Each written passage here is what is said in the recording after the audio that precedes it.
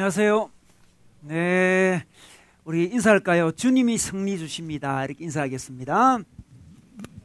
네, 주님이 승리 주십니다. 네, 우리 방금 광고할 때 뭐 대박이라 했는데요. 요즘 페이스톡으로 이렇게 양육하는 그런 교회가 있더라고요. 보니까요. 또 제 친구 교회도 모든 훈련 과정을 거의 다 페이스톡으로 한다고 그러더라고요. 깜짝 놀랐습니다. 그리고 ESF라는 선교단체에서도 페이스톡으로 양육한다는 이야기 들었는데요. 저희들 뭐 만나서 하는 게 제일 좋겠지만 여러 가지 사정상 페이스톡으로 하면 또 좋아하는 분들이 많이 있더라고요. 또 실제 만나면 요즘에 좀 그런 사람들이 있대요. 얼굴을 마주 보면 대화를 못하지만 영상으로는 대화를 잘한다 그러더라고요. 참 놀라운 시대입니다. 그런 분들은 또 페이스톡으로 이렇게 양육하시면 좋겠습니다. 네, 오늘은 우리 도전자가 만난 복음에 대해서 함께 말씀 나누고 싶은데요. 여러분, 우리 주위에 리더십이 강하고 아주 카리스마가 넘치는 사람들 있죠. 남에게 의존하는 거 좀 싫어하고 아주 독립적인 사람, 강한 의지로 자기 일을 밀고 나가는 사람, 그런 사람이 있습니다. 이런 사람을 도전자 유형, 우리 애니그램으로 이야기하면 8번 유형이라 그러는 거죠. 이런 사람은 독재자들이 좀 많아요. 독재 많은데 이들은 세상은 정글과 같다 이렇게 생각을 합니다. 그래서 힘이 있어야만 살아남는다고 생각하는 거죠. 그래서 강해야만 살아남는다, 그런 생각을 무의식적으로 가지고 있습니다. 그래서 지배력, 통제력 을 가져야만 뭔가 자기가 힘이 있고 살아있다는 느낌을 가져요. 그래서 지배력과 통제력을 가지려고 하는 거죠. 한번 자기 주위에 그런 사람이 있는지 한번 떠올려 보겠습니다. 잠시 떠올려 볼까요? 우리 주위에 그런 리더십이 있고 카리스마가 넘치는 그런 사람이 누군지 한번 떠올려 보겠습니다. 잠시 떠올려 보시고 말은 하지 마시고요. 잠시 떠올려 보시고 성경에서 또 이런 사람을 떠올려 볼까요? 성경에서 이런 사람이 누가 있을까요? 성경에서 이런 사람이 누가 있을까요? 제가 이 시간에 우리 성경에서 바로 이런 사람을 소개하려고 하는데요. 이 사람은 좀 의외의 인물이라 할 수 있습니다. 우리가 생각하지 못했던 사람인데 그 사람이 바로 다윗입니다. 다윗. 여러분, 다윗 생각하면 부드럽고 예술가이며 훈남으로 여기지잖아요. 훈남. 그죠? 그러나 그는 도전자 유형, 바로 8번 유형인데 그가 그렇게 보이는 이유는 그가 너무 성숙해가지고 그렇게 보였던 거죠. 그러면 우리 하나님의 복음이 참 그에게 어떤 역할을 했길래요, 그에게 어떤 변화를 줬길래 그 다윗이 그렇게 아름다운 모습으로 변해되었는지 오늘 다윗의 인생을 통해서 함께 살펴보고 싶습니다. 자, 말씀 읽어주시겠습니다. 사무엘이 기름 뿔병을 가져다가 그의 형제 중에서 그에게 부었더니 이날 이후로 다윗이 여호와의 영에게 크게 감동되니라. 사무엘이 떠나서 라마로 가니라. 여호와의 영이 사울에게서 떠나고 여호와께서 부리시는 악령이 그를 번뇌하게 한지라. 소년 중 한 사람이 대답하여 이르되 내가 베들레헴 사람 이새의 아들을 본즉 수금을 탈 줄 알고 용기와 무용과 구변이 있는 준수한 자라. 여호와께서 그와 함께 계시더이다 하더라. 주의 종이 사자와 곰도 쳤은즉 살아계시는 하나님의 군대를 모욕한 이 할례받지 않은 블레셋 사람이리이까 그가 그 짐승의 하나와 같이 되리이다. 또 다윗이 이르되 여호와께서 나를 사자의 발톱과 곰의 발톱에서 건져내셨은즉 나를 이 블레셋 사람의 손에서도 건져내시리이다. 다윗이 블레셋 사람에게 이르되 너는 칼과 창과 단창으로 내게 나아오거니와 나는 만군의 여호와의 이름 곧 네가 모욕하는 이스라엘 군대의 하나님의 이름으로 네게 나아가노라. 아멘. 네. 여러분, 다윗은 이새의 집안의 막내 8대로 태어났습니다. 당시 하나님은 이제 이스라엘 첫 번째 왕이었던 사울 왕이 있었는데 사울 왕을 패하고 새로운 왕을 세우고자 했습니다. 이 왕을 세울 때 구약에서는 기름을 붓게 되는데 하나님은 사울 다음으로 다윗을 왕으로 기름 붓기를 원하셨습니다. 그래서 이새의 집에 찾아가게 되었는데 그 당시 다윗은 가족들에게 좀 무시당하는 막내였습니다. 사무엘 선지자가 기름을 부으려고 할 때 이새는 다른 형제 7명은 후보로 내세웠지만 이 막내 다윗은 후보에도 들지 못했습니다. 들에서 양을 치고 있었습니다. 그렇지만 사무엘은 그에게 기름을 부었습니다. 왜 하나님이 그 집안에서 이렇게 인정받지 못하는 다윗을 선택했을까요? 왜 선택했을까요? 왜 선택했을까요? 그것은 그가 싸움에 능한 용사였기 때문입니다. 네, 우리 사무엘상 16장 18절 가볼까요? 18절 보겠습니다. 18절 말씀해 보면 자, 수금을 탈 줄 알고 용기와 무용과 구변이 있는 준수한 자라 이렇게 소개하고 있습니다. 용기, 이 용기라는 단어가 있는데 이 용기라는 단어는 강한 용사 그런 뜻입니다. 다윗은 강한 용사였습니다. 형제 중에서 가장 강한 용사예요. 무용이라는 이 단어는 무슨 단어냐 그러면 전쟁의 사람 이런 뜻이에요. 그러니까 전쟁에 강한 용사라는 거죠. 전쟁에 능한 용사라는 거죠. 우리는 그를 훈남, 목동 정도로 생각하지만 성경에서는 그를 용사로 이렇게 소개하고 있습니다. 그는 어린 시절부터 싸움을 잘했어요. 공과도 싸우고 사자와도 싸웠습니다. 우리 한 말씀 볼까요? 우리 17장 우리 36절 보겠습니다. 36절에 보면 주의 종이 사자와 곰도 쳐선적 이렇게 이야기합니다. 오, 여러분 사자도 치고 곰도 칩니다. 정말 놀라운 사람이죠. 정말 놀라운 사람이에요. 여러분 우리나라에서 곰과 사자와 싸웠던 우리 조선시대의 그 인물이 있잖아요. 어떤 인물이죠? 조선시대에 곰도 싸우고 뭐 사자와도 싸워서 이기고 뭐 호랑이 싸우고 이기는, 우리나라 사자는 없지만 호랑이 싸우고 이기는 의적이 있어요. 의적. 누구였습니까? 임꺽정이죠. 임꺽정. 그러니까 다윗은 임꺽정 같은 사람이라 생각하면 돼요. 다윗은. 그죠? 우리는 정말 훈남으로 생각하지만 성경에서 임꺽정 같은 사람이라고 소개하고 있습니다. 그러니까 곰도 사자도 싸워 이기는 그런 사람이었습니다. 정말 도전자 유형이죠. 이 사람들은 좀 타고난 용사입니다. 좀 힘이 세요. 육체적인 힘도 셀 때가 있지만 일단 배심이 셉니다. 배심이 세다는 게 뭔지 알죠? 배심이 세요. 그죠? 자기의 힘으로 누구와도 맞설 수 있다고 생각합니다. 근데 하나님은 이런 사람을 사용하십니다. 하나님은 다양한 사람을 사용하시지만 지도자로 세울 때는 이 사람, 구약시대 왕으로, 예수님을 보여주는 왕으로 이 도전자 유형의 다윗을 세우셨다는 거죠. 그 기름 부음 받은 후에 그는 성령에 감동되었습니다. 자, 이 말씀이 사무엘상 16장 13절에 있습니다. 우리 13절 한번 가볼까요?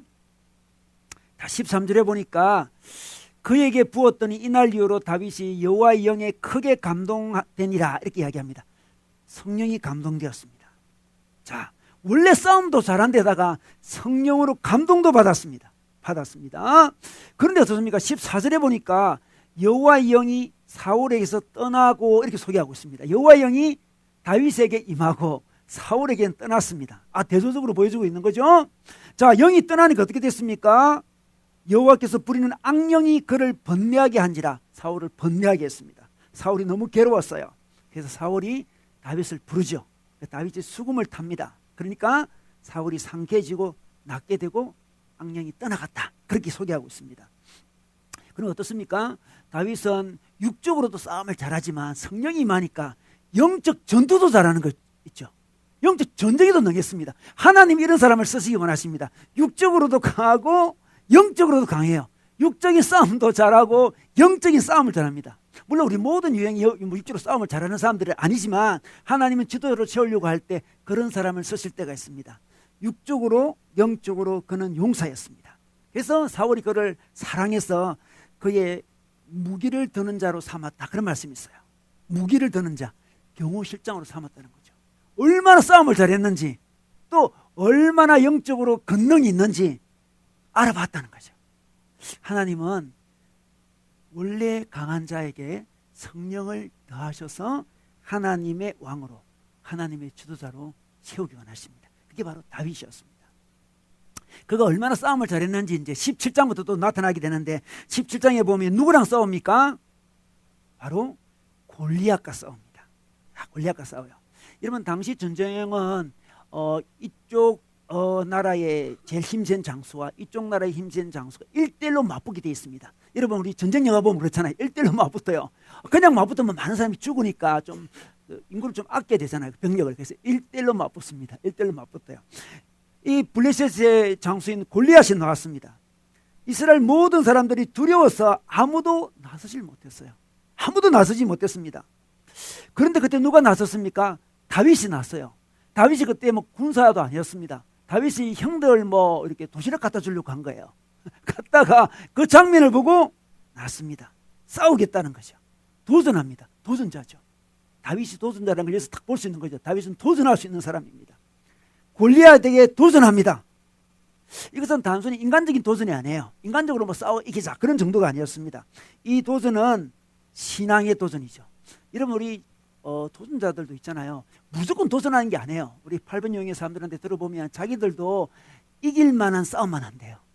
질 만한 싸움 하죠. 딱 보면 안 돼요. 지겠다 싸움하지 않습니다. 근데 다윗은 있잖아요. 지금 인간적인 도전하는 게 아니고요. 하나님의 도전을 하는 거예요. 신앙의 도전을 하는 거죠. 자, 우리 사무엘상 17장 말씀으로 돌아가 볼까요? 17장 36절에 보면 이런 말씀이 있습니다. 주의 종이 사자와 곰도 쳐선적 살아계시는 하나님의 군대를 모욕한 이 할례받지 않는 블레셋 사람이니까 이렇게 이야기합니다. 왜 도전하는지 보여주고 있습니다. 그 도전하는 이유는 하나님의 군대를 모욕했다는 거죠. 하나님을 모욕한 거예요. 견딜 수가 없는 거예요. 도전하는 거예요. 신앙의 도전이죠. 보통 우리 도전자들은 있잖아요. 자기 중심적입니다. 되게. 그래서 자기 편, 남의 편을 잘 나눠요. 자기 편인 사람은 너무 잘해줍니다. 남의 편인 사람은 무시하거나 공격합니다. 되게 그래요. 모두 다 자기 중심으로 모든 거 편성이 되는 거죠, 지금. 제가 한번 어느 교회에서 애니그램 워크숍을 진행해 준 적이 있는데, 이게 이 지도자 유형, 8번 유형의 어느 자매가 이제 발표를 했어요. 발표했는데, 그는 자기 친구들을 자기 아이들이라 부르더라고요. 자기 아이들, 자기 고등학교 때 우리 이제 버스를 타잖아요. 이제 학교 가는 길에 버스를 타면 자기가 그 문을 딱 잡는데요. 문을 딱 잡고 자기 아이들만 먼저 태운대요. 나머지는 나중에 타도록 하는데요. 그걸 발표하더라고요. 참 놀라웠습니다. 자기 아이들이라 불러요. 우리 히딩크도 우리 선수들을 자기 아이들이라 부르잖아요. 마이 보이즈 이렇게 부르잖아요. 마이 보이라 불러요. 그죠? 그 유형들은 자기 친구들도 자기 아이라 부르고 자기가 보호해야 될 상으로 봅니다. 그 중심에는 누가 있습니까? 자기입니다. 자기가 중심이에요. 자기의 어떤 자존심을 상하면 격노하고 견딜 수가 없어 도전합니다. 그런데 오늘 다윗은 어땠습니까? 자기가 중심이 아니에요. 주의 종이 이렇게 이야기합니다. 자기를. 주의 종이 36절 주의 종이 하나님을 모욕했다는 거죠. 하나님의 군대를 모욕했다는 거예요. 신앙의 도전이죠. 하나님을 너무 사랑하기 때문에 하나님께 반대되는 사람들, 하나님을 반대하는 사람들, 하나님을 모욕하는 사람을 도전하는 게 사랑이라 생각하는 거예요. 이런 사람도 필요합니다. 우리 하나님께 사랑을 표현할 때에 하나님을 반대하거나 하나님을 적대하는 사람을 도전하는 것이 사랑의 표현이었습니다. 다윗에게 사랑의 표현이었어요. 그리고 이 다윗이 싸우러 나갈 때 누구의 이름으로 나아갑니까? 우리 45절 보겠습니다. 40을 이렇게 이야기합니다. 너는 칼과 창과 단창으로 내게 나오거니와 나는 만군의 여호와 이름으로 나아간다고 이야기합니다. 자기 이름이 아니에요. 평범한 이 8번 영들은 자기 힘으로 이기려고 합니다. 자기 힘, 자기 능력으로 이기려고 그러는데 이 다윗은 성숙해져 가지고 하나님의 이름으로 나아간다 그럽니다. 하나님의 이름은 하나님의 능력을 이야기합니다. 우리가 기도할 때 예수님의 이름으로 기도합니다 이렇게 이야기하잖아요. 예수님의 능력을 의지해서 기도한다는 거잖아요. 그는 하나님의 이름이 모욕을 받는 것을 두고 볼 수가 없어서 도전하는, 하나님을 위해서 도전하는 사람이에요. 자기 자존심 때문에 그런 정도가 아니에요. 자기 사람 때문에 그런 게 아니에요. 하나님의 이름을 위해서 싸우러 가는 사람이고, 싸우러 가더라도 자기 능력 의지 않고 하나님의 이름을 의지해서 싸우러 가는 사람이었습니다. 그래서 하나님은 그를 선택했습니다. 다윗을 선택한 거죠. 이 다윗을 선택하고 이 다윗을 이스라엘의 왕으로 세워야만 이스라엘 나라가 굳건해질 것 같았습니다. 그래서 하나님은 다윗을 세웠습니다. 자, 다윗이 골리앗에게 승리했습니다. 승리한 다음에 사울이 다윗을 군대 장관으로 뽑아요. 그러니까 국방부 장관 좀 되는 거죠. 뽑습니다. 자, 여러분 국방부 장관이 되었으면 이제 어떻습니까? 다윗은 탄탄대리로 달릴 수 있을 것 같았는데 아니었습니다. 고난의 길을 걷게 되었습니다. 그가 골리앗을 죽이고 돌아왔을 때 여인들이 뛰놀며 노래했습니다. 사울이 죽인 자는 천천히요, 다윗이 죽인 자는 만만이다, 이렇게 노래를 불렀다는 거죠. 그러니까 사울이 기분이 엄청 나빠졌습니다. 심히 분노합니다. 그 후로 사울은 다윗을 핍박하고 죽이려고 했습니다. 10년 동안 사울은 다윗을 쫓아다녔습니다. 10년간의 고난의 행군이 시작되었습니다. 여러분 어떻게 생각하면 다윗처럼 훌륭하고 성숙한 사람은 바로 하나님이 왕으로 세우셨으면 이스라엘이 더 굳건해지지 않았겠습니까? 그렇게 생각할 수 있잖아요. 그런데 하나님의 생각은 달랐습니다. 하나님은 그를 더 훈련시키기 원하셨습니다. 10년 동안 훈련시키기 원했습니다. 어떤 훈련입니까? 하나님의 권위에 순종하는 훈련을 시키기 원했습니다. 하나님의 권위에 순종하는 훈련을 시키기 원했습니다. 근데 하나님의 권위에 순종하려면 있잖아요. 하나님이 어떤 훈련을 시키려 그러면 자기 위에 다른 사람을 둡니다. 근데 그 사람이 악한 사람일 수도 있습니다. 오늘 사울은 악한 사람이잖아요. 악한 사람을 위에 둡니다. 그 사람에게 눌리게 합니다. 그 사람 때문에 자기 힘을 마음껏 발휘 못하게 절제시킵니다. 여러분, 다윗같이 카리스마가 강한 사람들은 다른 사람 밑에 들어가는 거 굉장히 어렵습니다. 자기 중심이어야 돼요. 자기 뜻대로 해야 됩니다. 자기 능력을 보여줘야 돼요. 그런데 다른 사람 밑에 들어가 있잖아요. 지금 다윗이 바울 밑에 들어가 있습니다. 우리가 보기에는 다윗은 훈련이 필요 없는 성숙한 사람으로 보이지만 하나님은 그를 더 훈련시키기 원했습니다. 그를 더 귀하게 사용하기 원하셨던 거죠. 나쁜 권력자의 지배를 당하게 했습니다. 여러분, 자기 속에 있는 강함이 절제가 되려면 강한 권력자 밑에 있는 게 좋아요. 강함은 다스려질 때 진짜 강함이 되고요. 강함이 잘 다스려지지 못하면 폭력이 됩니다. 폭력으로 드러날 가능성이 많았던 거죠. 그래서 더 강한 사람에게 눌려있게 하는 거죠. 여러분, 우리 속에 있는 악함 있잖아요. 우리 속에 있는 분노 같은 것들 드러내지 못하고 눌려있을 때가 많아요. 강한 지도자 밑에 있으면, 강한 부모님 밑에 있으면 애들이 눌리잖아요. 그죠? 눌린 게 다 나쁜 건 아니에요. 부모님이 눌리지 않았더라면 그 속에 있는 악함과 분노가 어릴 때부터 폭발했을 거예요. 그래서 하나님이 강한 부모님을 통해서 누르게 해주십니다. 강한 직장 상사, 학교에서 공부하는 분들, 강한 교수님들, 요즘 교수님들이 강한 분들이 많더라고요. 교수님들. 그것이 하나님의 훈련이죠. 훈련. 물론 억울하기도 합니다. 억울합니다. 근데 하나님은 그 악한 권위자들을 통해서 우리가 힘을 절제하는 방법을 훈련시킵니다. 절제하지 않을 수가 없습니다. 절제하지 않으면 있잖아요. 어린 시절부터 그 절제되지 않으면 그것이 자기와 주위를 더 크게 고통을 줍니다. 고통을 주고 성숙하지도 못해요. 그래서 어릴 때는 부모의 통제를 받는 게 좋습니다. 부모가 자기를 좀 절제시켜줘야 돼요. 부모에게 절제받지 못한 친구는 커서 누구에게 절제받습니까? 군에 가서 안 그러면 직장 상사에게 한 번도 절제 받아본 적이 없어. 자기 마음대로 했어. 부모님이 그냥 노타치 해버렸어. 애를 자기 마음대로 욕심껏 자기 뜻대로 자기 분노대로 다 해버렸어. 절제가 안 돼요. 그런 사람은 사회에 나가서 악한 권위에 눌리게 돼 있어요. 그래서 어릴 때 부모 말 듣는 게 제일 좋아요. 어릴 때 자기를 너무 사랑하는 사람의 이야기 듣는 게 그나마 낫습니다. 성숙하지 못한 부모도 많지만 어쨌든 자기를 사랑하는 사람을 통해서 절제 연습을 받는 게 좋습니다. 우리는 악한 권위에 무조건 굴종할 필요는 없습니다. 잘 분별해야 되겠죠. 그런 악한 권위를 할지라도 그 뒤에 하나님의 권위가 있을 수 있습니다. 그걸 잘 봐야 됩니다. 다윗은 그것을 봤습니다. 그는 사울의 권위 뒤에 하나님의 권위를 봤습니다. 그래서 어떻게 그는 반응합니까? 사울을 죽일 기회가 2번이나 있었습니다. 그런데 죽이지 않습니다. 죽이지 않아요. 왜 죽이지 않습니까? 그게 사무엘상 24장 6절에 나와요. 한번 찾아볼까요? 우리 사무엘상 24장 6절에 보면, 자, 내가 손을 들어 여호와의 기름 부음을 받은 내 주를 치는 것은 여호와께서 금하시는 것이니, 이렇게 이야기합니다. 우리 하나님이 세웠기 때문에 내가 저 사람을 죽일 수가 없다는 거죠. 죽일 기회가 정말 절호의 찬스가 2번이나 있었음에도 불구하고 죽이지 않습니다. 하나님의 권위를 생각했습니다. 하나님의 권위를 생각했습니다. 그 악한 권위, 그 뒤에 계신 하나님의 권위를 생각했습니다. 아마 그 사람이 사랑스러워서 살려준 게 아니죠. 하나님의 권위를 생각했습니다. 하나님의 권위에 순종하는 연습을 하고 있는 거예요, 지금. 다윗이 바로 왕이 되었다면 그는 성군이 될 가능성이 없었습니다. 그 속에 있는 그 강함이 표출이 많이 됐을 거예요. 자기가 왕이 됐다면. 거치는 게 없었습니다. 자기 마음대로 할 수 있어요.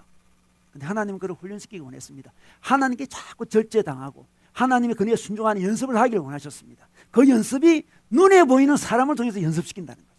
하나님은 눈에 보이지 않습니다. 어떻게 연습시키겠습니까? 눈에 보이는 사람을 통해 연습시킵니다. 사랑도 마찬가지죠. 사랑도 눈에 안 보이는 하나님을 어떻게 사랑할 수 있습니까? 사랑할 수 없죠. 그래서 하나님께서 눈에 보이는 형제 자매를 우리 옆에 두셨죠. 형제 자매를 사랑함으로 하나님을 궁극적으로 사랑하는 거죠. 순종도 마찬가지예요. 순종도. 눈에 안 보이는 하나님께 언제 순종합니까? 저는 하나님께만 순종한다 그러는데 눈에 안 보이는데 어떻게 순종합니까? 눈에 보이는 지도자에게 순종함으로 하나님께 순종하게 되어 있는 거죠. 그게 하나님의 훈련입니다. 그래서 있잖아요. 우리 누군가에게 이렇게 혼이 나거나 절제를 당하는 게 꼭 나쁜 것이 아니에요. 이전에 그 친구라는 영화 있잖아요. 친구의 영화에 보면 그 요성이가 등장해가지고 이런 이야기 하잖아요. 자기가 어릴 때 망나니로 행동할 때 아무도 나를 혼내지 않았다 그러잖아요. 아무도 나를 때리지 않았다. 우리 삼촌들도 많았지만 막 욕을 해요. 제가 욕을 따라할 수는 없어요. 욕을 막 합니다. 삼촌들에게. 이 XX들이 나를 그냥 내버려 뒀잖아. 그 삼촌들이 자기를 팼더라면 자기가 이 깡패가 안 됐을 건데 내버려 뒀다는 거죠. 그 자기도 아는 거예요, 지금. 원망하는 거예요, 원망. 왜 나를 내버려 뒀냐? 원망하는 거예요. 원망합니다. 그 자기를 절제시킬 수 있는 사람이 없는 것은 불행한 거예요. 아무도 나를 절제시킬 수 없다. 나 유아독존이다. 불행한 거죠. 누군가에게 우리는 순종을 하며 살아야 되는데 저는 순종할 사람이 없어요. 이런 사람은 불행한 사람이에요. 꼭 순종할 만한 사람을 만나는 게 좋아요. 존경할 만한 사람이 없다. 이 말도 정말 슬픈 고백이죠. 우리는 사람에게 순종할 때 하나님께 순종할 수 있거든요. 하나님은 순종할 때는 사람을 보내주십니다. 그걸 찾아야 돼요. 그걸 찾아야 됩니다. 다윗은 10년 동안 하나님 의식하는 훈련을 했습니다. 하나님 건의에 순종하는 훈련을 했습니다. 다른 사람보다 더 심하게 해야 돼요. 원래 힘 있는 사람이니까. 원래 지도자 성향이니까. 그죠? 원래 강한 사람이니까. 원래 도전자니까. 웬만해서는 이게 튀어나오지 않을 수가 없어요. 하나님이 10년 동안 그를 누르며 살게 했습니다. 그래서 그는 하나님 나라의 귀한 왕으로 자라가는 거죠. 그것만이 아니었습니다. 이 순종 훈련을 하면서 또 다른 훈련이 있었는데 그 훈련은 무엇이냐 그러면 온유한 훈련. 이 온유한 훈련이 어떤 것일까요? 자, 그가 사울에게 도망하는 중에 아둘람이라는 굴에 머물게 됩니다. 자, 그 굴에 머물게 될 때 사람들이 찾아옵니다.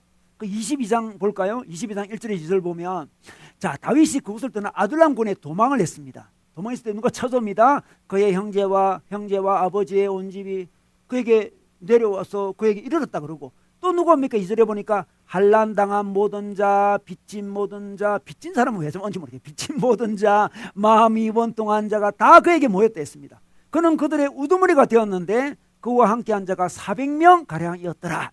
400명이 왔습니다. 400명이 한란당한 자, 빚진 자, 카드 빚진 자, 신용불량자 이런 사람이 타고 온 거죠. 지금 마음이 원통한 자 다 찾아왔습니다.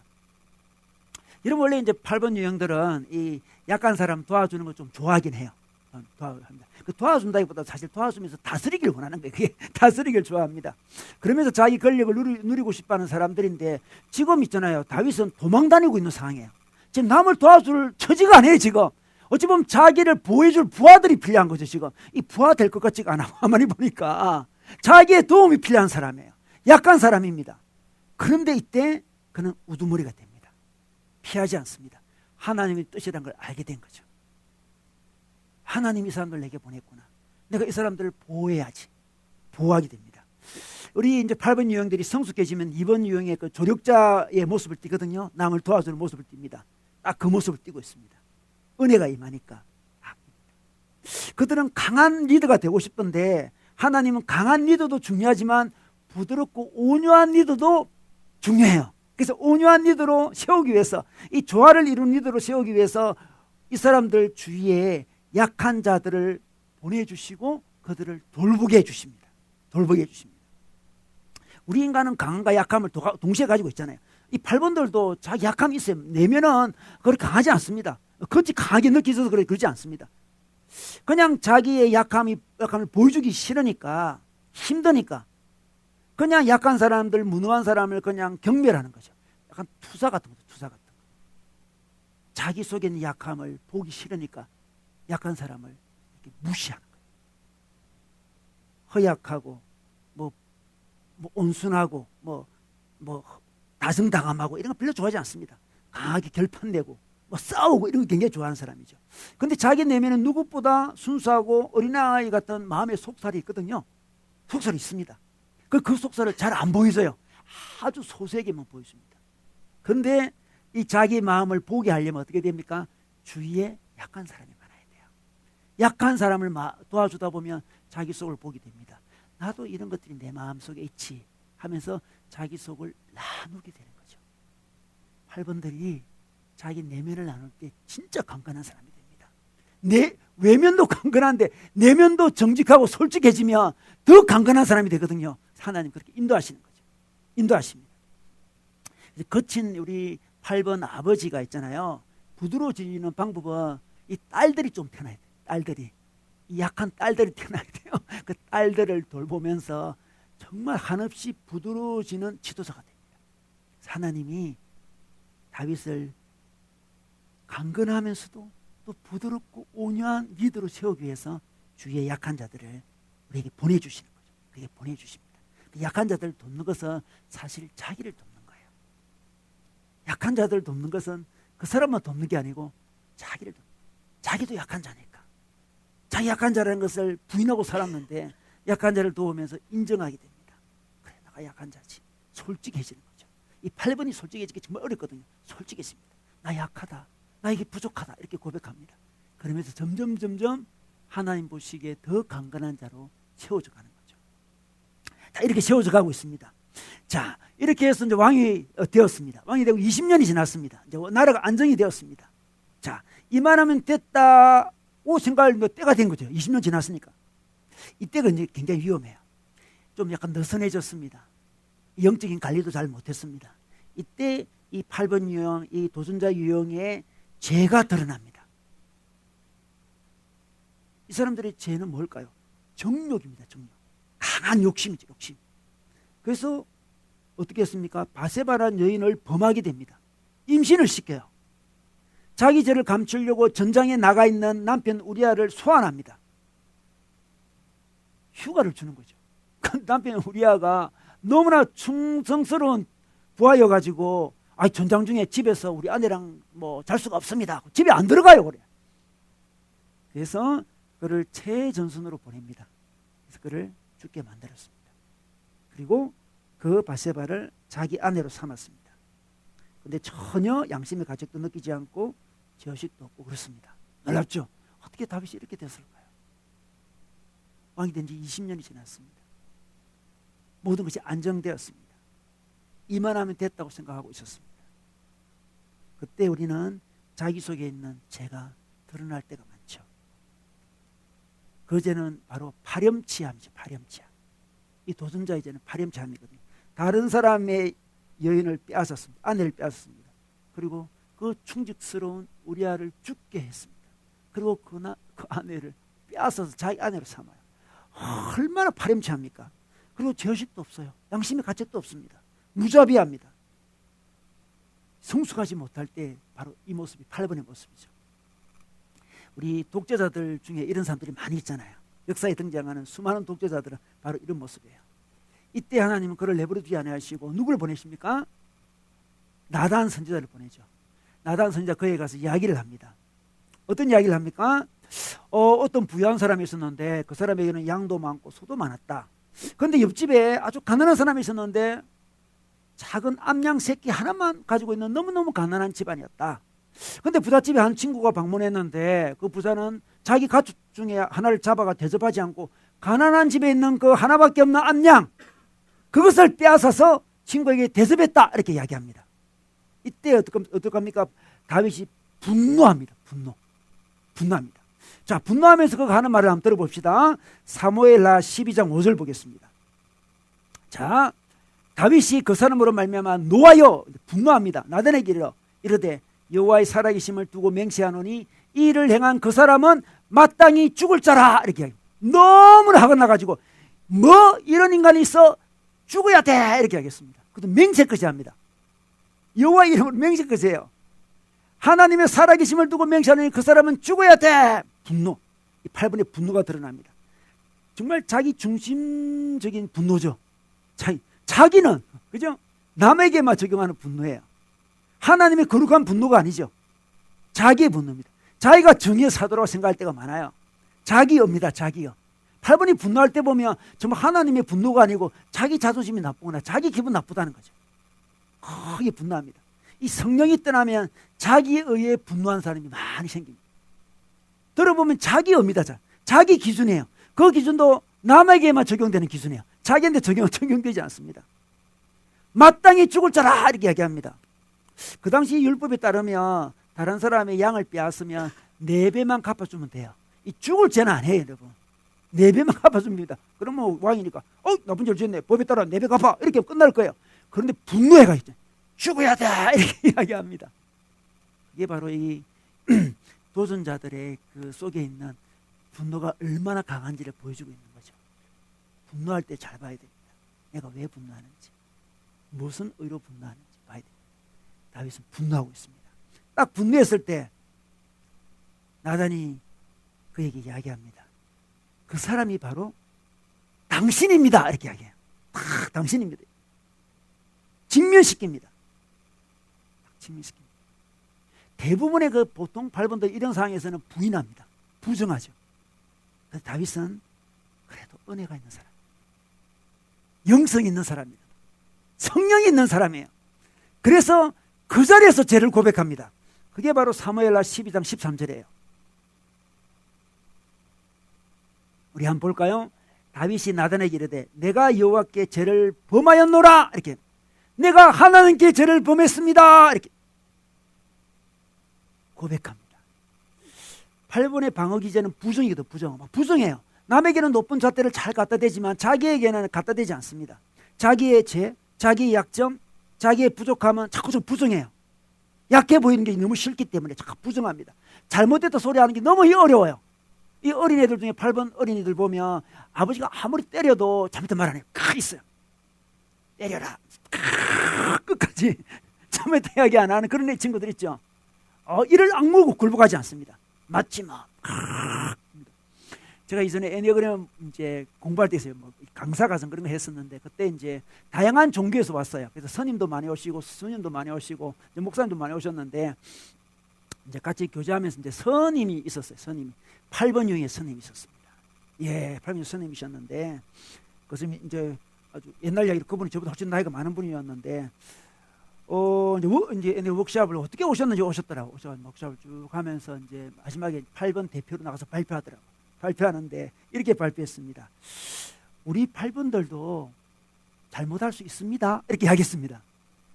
조심합시다. 이렇게 얻어왔어요. 자기는 지금까지 인생을 50평생 살며 잘못했다 생각 한 번도 안 했대요. 내가 뭐 잘못했나? 도 닦는 내가. 그런데 불경에서 그걸 발견한 게 아니고 애니그램을 통해서 우리도 잘못할 수 있다는 걸 발견했다는 거죠. 8번도 잘못할 수 있습니다. 그리고 이제 그 스님은 이제 우리가 보면 조계종, 천태종, 진각종 이렇게 종파가 있잖아요. 이 진각종에 속하는 분이죠. 진각종에 속하는 분들이 결혼을 해요. 이제 종파 결혼하는 분이셨는데 그래서 그분이 이제 그 진각종의 이제 교리에 따르면 돌을 닦다가 어느 순간에 열반에 들어가는 게 아니고 그거는 이제 보통 이제 종파에 사는 게 아니고 자기들은 어느 순간 자기가 부처가 되는 걸 탁 깨닫는데요. 탁 깨닫고 부처의 삶을 사는 거래요. 그게 바로. 좀 놀라운 교리죠, 그죠? 여러분 도노돈수, 도노점수 그런 거 있잖아요. 그런 거예요, 그런 거. 그래서 한순간에 딱 깨달을 수 있다는 거죠. 돌을 닦다가 탁 깨닫는 게 아니고 그냥 깨닫고 시작하는 거래요. 자기는 이미 깨달았다 그러더라고. 깨닫고 이제 부처의 삶을 살고 있더라고요. 저랑 식사를 같이 했거든요. 단둘이 식사를 했는데 이미 나는 돌을 다 깨쳐서 부처의 삶을 살고 있다. 그렇게 이야기하더라고요. 그런 분이 어떻게 자기가 잘못됐다 생각하겠어요. 그죠? 근데 그분이 굉장히 청빈한 분이셔가지고 식사비는 제가 냈어요. 너무 청빈하셔가지고 제가 너무 청빈하셔서 돈이 없어가지고 제가 밥을 사드렸는데 여러분 이 유형들은 자기의 잘못을 인정하기 어려운데 다윗의 위대함이 여기 있습니다. 하나님 앞에 즉시 나단 선지자 그 말을 듣고 딱 깨달음이 온 거죠. 딱 깨달음이 왔습니다. 내가 잘못했구나. 내가 하나님께 잘못했구나. 그래서 그를 하나님이 쓰시는 거죠. 그렇게 어찌 보면 끔찍한 죄를 저질렀음에도 불구하고 하나님이 다윗을 쓰시는 거 우리 모두 다 다윗을 존경하잖아요. 그죠? 최고의 이상적인 왕이잖아요. 예수님을 예표하는 왕이잖아요. 그죠? 예수님은 다윗의 후손으로 오셨잖아요. 구약시대 모든 왕들의 기준은 누구였습니까? 다윗이었습니다. 다윗의 길로 행했다, 다윗의 길로 행하지 않았다. 그렇게 판단하잖아요. 다윗. 하나님이 그에게 직면시켰을 때 그는 솔직하게 자기 잘못을 인정했습니다. 자기 잘못을 인정하는 진실한 지도자가 강한 지도자예요. 진실한 지도자. 우리 정치 지도자에게 뭘 바랍니까? 그죠? 진실하게 바라잖아. 부정부패하지 말고 진실하게 바라잖아. 최근에 나온 영화 제목도 진실한 후보 그런 거 있던데 맞아요? 진실한 후보라는 최근에 영화가 나왔더라고 보니까. 지금 뭐 라미랄인가 그 사람이 등장해가지고 뭐 국회의원 선거 막 하는 그런 건 제가 보진 않았지만 최근에 나온 보니까 그 제목이 진실한 후보인가 그렇더라고요. 우리는 후보들에게 바라는 것은 진실한 거예요. 진실한 거예요. 여러분 다윗이 하나님 앞에 진실해졌습니다. 내가 죄를 지었다. 내가 죄를 지었다. 근데 참 놀랍게도 하나님은 이렇게 자비를 고백하는 다윗을 죽이지 않습니다. 다윗은 죽이라고 했죠. 그래서 다윗은 그런 암양을 훔치는 그놈 죽여야 된다 했는데 자기 잣대로 보면 자기 죽어야 돼 지금. 하나님은 그에게 자비를 베푸십니다. 참 놀라운 거죠. 하나님은 다윗이 자비를 베푸는 왕이 되기를 원하셨어요. 자비를 베푸는 왕이 되려면 자기가 먼저 자비를 경험해야 돼요. 이게 기독교잖아요. 기독교. 자기 어려우면 내가 자비를 베풀어 주겠다. 이건 인간적인 어고요. 자기가 자비를 경험해야 돼요. 자기 입으로 이야기했습니다. 그런 놈은 죽어야 된다 했는데 하나님이 자기를 죽이지 않아. 왕으로 계속 세워주시고 하나님 여전히 자기를 사랑하시고 쓰셔. 자비를 경험해요. 자비를 경험. 자비를 경험한 그는 그 후로 자비를 베푸는 사람이 되죠. 자기를 그렇게 죽이려고 했던 그 사울 그리고 요나단 전사했을 때도 조가를 막 불러주잖아요. 그 자비가 묻어 놓는 거예요. 그 다음에 있잖아요. 그 요나단의 그 아들이 있었어요. 요나단의 그 장애인 아들이 있었는데 무비보셋 아들이 있었는데 여러분 왕조가 바뀌면 그 앞에 왕조 사람은 다 죽입니다. 원래 만에 하나 그죠? 또 문제가 반란이 일어날 수 있으니까. 근데 무비보셋을 죽이지 않습니다. 죽이지 않을 뿐만 아니고 자기가 먹는 밥상에 같이 밥을 먹게 하죠. 놀라운 자비를 보여줍니다. 압살롬이 반역을 했습니다. 자기 아들이 반역을 해요. 반역자입니다. 반역자. 압살롬을 그럼에도 너그리 살려주기를 원했죠. 너그리 살려주기를 원했습니다. 그리고 압살롬이 반역이 일어났을 때 피신합니다. 피신하고 다니고 있을 때 시므이라는 그냥 엄청 평범한 애가 등장해가지고 막 저주를 해요. 저주를 왕을 엄청 저주를 해요. 아니 왕을 저주. 아무리 지금 반란이 일어나가지고 지금 도망다니는 상황이라 할지라도 왕인데 시므이가 저주합니다. 주에서 저놈을 죽이자고 했을 때 아니다. 하나님의 음성일 줄 모르니까 살려주자 이렇게 얘기합니다. 자비를 베풉니다. 여러분 기독교는 자비의 종교죠. 긍휼의 종교잖아요. 예수님은 마땅히 우리가 죽어야 되는데 예수님이 대신 십자가에 돌아가셨잖아요. 그게 기독교입니다. 기독교. 우리가 그 긍휼을 먼저 입었습니다. 우리 예수님이 그 긍휼의 모습을 자비의 모습을 먼저 보여주셨습니다. 십자가로 우리를 자비로 우리를 받아주시고 구원해 주셨습니다. 그 자비를 경험하고 긍휼을 경험하고 긍휼을 체험하는 거죠. 그러면 우리가 긍휼을 보여주는 지도자가 됩니다. 너무나 강건하지만 자비까지 갖춘 사람이 되는 거죠. 하나님은 다윗을 그런 자로 세우기를 원하셨습니다. 우리 사도행전 13장 22절에 보면 다윗을 향해서 이렇게 이야기합니다. 하나님의 마음에 드는 왕이다 이렇게 이야기했습니다. 하나님의 마음에 합한 사람, 하나님의 마음에 드는 자라고 이야기했습니다. 그 어떤 왕이 이런 하나님의 칭찬을 받을 수 있었겠습니까? 그는 하나님의 마음에 드는 자가 되었습니다. 강인하고도 자비로웠습니다. 하나님이 원하는 왕의 모습이죠. 왕의 기준이 되었습니다. 왕의 기준이 되었어요. 강건하면서도 강하면서도 자비로운 하나님의 지도가 된 거죠. 저는 이 시간에 우리 가톨릭 순교자 중에 강완숙이라는 분을 한번 소개해드리고 싶습니다. 우리 한번 사진 한번 볼까요? 네, 우리나라의 가톨릭 순교자들이 굉장히 많이 있는데 우리 개신교다 보니까 그분들을 잘 공부를 안 할 수도 있고 그분 잘 모를 수도 있는데 우리나라 가톨릭 분들이 순교를 많이 하셔가지고 우리 개신교가 처음에 우리나라에 들어왔을 때 많은 도움을 줬습니다. 그분들이 이미 피를 많이 흘려버렸기 때문에 우리는 쉽게 복음이 들은 거예요. 개신교는 그들의 정말 희생의 그 대가를, 희생의 열매를 우리가 먹었다 할 수 있습니다. 참 감사한 분들이 그분들이. 이 광완석이라는 순교자 있었습니다. 이분은 18세기에 태어나신 분인데 이분이 이제 어느 양반의 처녀로 태어납니다. 서출로 태어나는 거죠.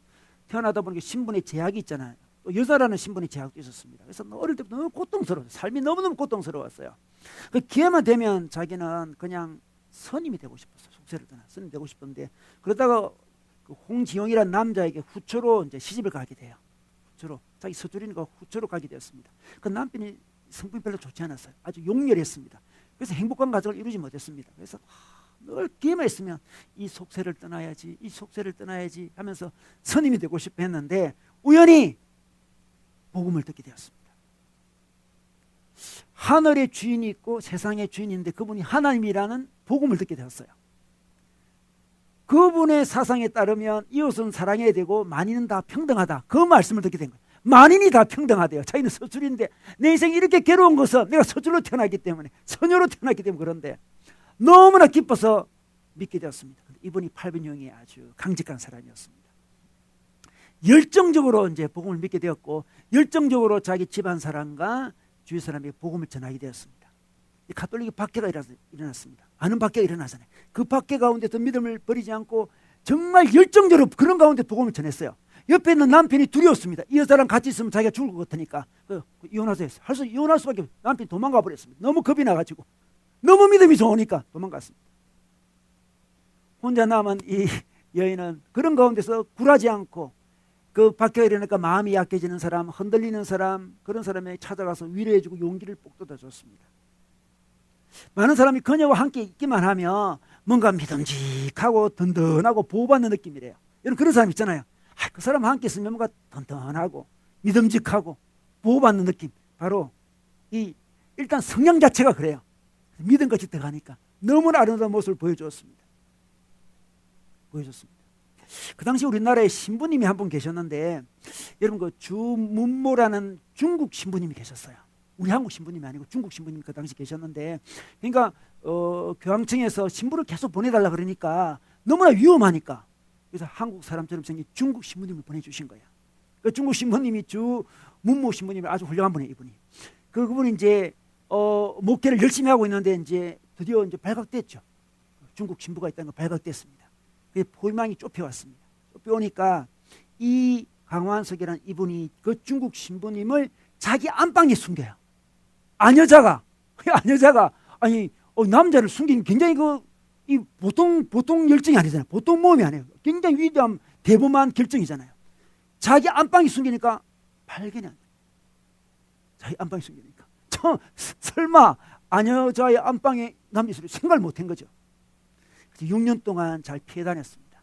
피해 다녔고 이 주신부님이 피해 다니면서 한약을 하고 이 강한석 분과 같이 열심히 해가지고 그다음에 그런 핍박 가운데서도 이 4,000명이던 그 신자가 5년 만에 1만 명으로 늘어나요. 2배 이상이 늘어납니다. 놀라운 일이 벌어지죠. 이 사람의 강직함, 강인함, 열정 바로 이것을 하나님 쓰신 거죠. 너무나 귀한 성향, 이 8번 성향의 순교자 강한석. 그는 결국 잡혀갔습니다. 이 주 신부가 어딨냐고 행방을 물어보면서 고문을 했는데 그 심한 고문 가운데서도 이 또 잘 견디잖아, 그죠? 뼈마디가 부스러지는 고통을 당하면서도 말하지 않았습니다. 그래서 그 고문하는 형님들이 감탄을 했대요. 이것은 귀신인가 사람인가 하면서 감탄했대요. 너무나 강인하니까 흔들리지 않으니까 이것은 귀신인지 사람인가 이거 사람이 아닌 것 같다 이렇게 이야기할 정도였습니다. 그리고 옥중에서 3년 3개월 동안 고생하다가 수소문 밖으로 끌려가서 이제 순교를 당하게 되죠.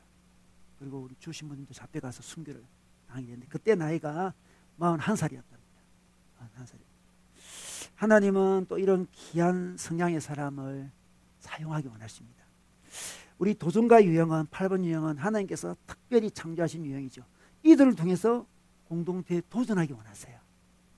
적당한 데 머물러 있는 공동체 도전하기 원하시고요. 그리고 핍박 가운데 정말 무너져가는 그 사람들에게 열정과 용기와 희망을 주려고 하나님께서 이 성향을 창조하셨습니다. 이 사람들 때문에 공동체에 힘이 생겨요. 힘을 불어넣는 사람이죠. 그리고 공동체를 이끌어가도록 하십니다. 그런데 이들은 그냥 그렇게 되지 않고 하나님께서 순종의 훈련을 시킵니다. 하나님께 순종하는 훈련을 시킵니다. 그리고 약한 자들 돌보면서 온유의 훈련도 시킵니다. 그러면서 자기 내면도 보게 하고요. 솔직함도 경험하게 하고요. 죄도 고백하게 하면서 강건하면서도 자비로운 도전자가 되게 하십니다. 그 다음에 하나님께서 귀하게 쓰시는 거죠. 우리 모두는 도전과 유형은 아닙니다. 그러나 우리는 부분적으로 그런 모습이 있잖아요. 그죠? 하나님은 우리 모두를 도전자 되기를 소망합니다. 우리 주님. 도전자의 모습을 띠기를 원해요. 한국교회가 좀 약해져 있고 또 힘도 없고 또 욕도 많이 듣고 그런 상황이잖아요. 이때 우리가 용기를 내야 돼요. 열정을 내야 됩니다.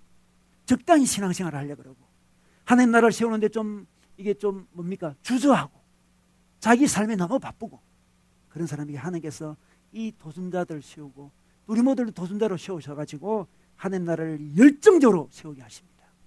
여러분 도전자로 하나님 앞에 쓰임받기를 주의 이름으로 축원합니다.